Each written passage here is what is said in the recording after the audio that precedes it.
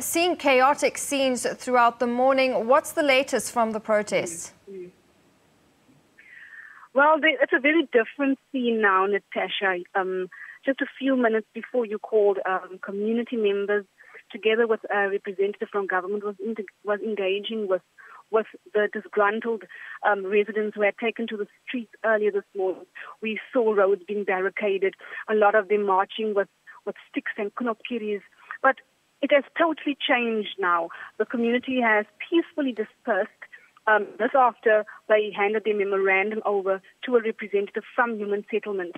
What has come out of that is that the parties, they plan to meet again on Thursday.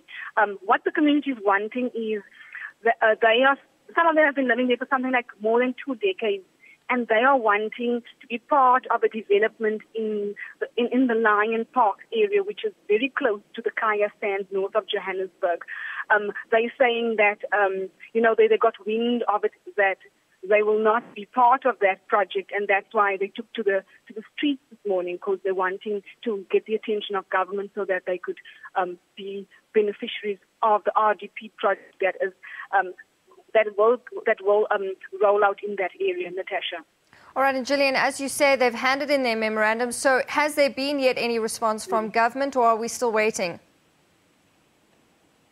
Government has accepted their memorandum. Government is saying that particular development will benefit that community. But what is basically halting the process at this stage is a sewage infrastructure that needs to be put in there. It's a very large area. A sewage infrastructure that needs to be put in before development can even take place. And government is saying that definitely by 2017, it's a long time away for people who have been living there for more than 2 decades. By 2017, the project should be completed, and those residents should be in those homes come 2017.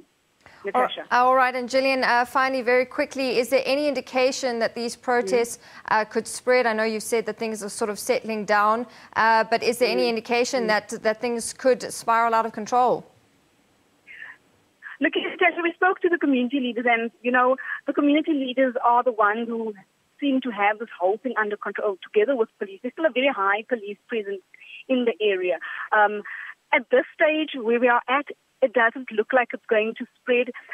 Even the roads that you mentioned, Malibongwe, we were in Riverband Road. Those roads are now fully operational. There are no threats to motorists at this juncture anymore. I know motorists were being pelted with stones earlier this morning, but that was in the wee hours of this morning. It's a very, very calm, different scene. Yes, it's still tense, but the community has dispersed, and they've peacefully Natasha, going home, waiting to meet with their government counterparts, as I said, later this week, which is Thursday.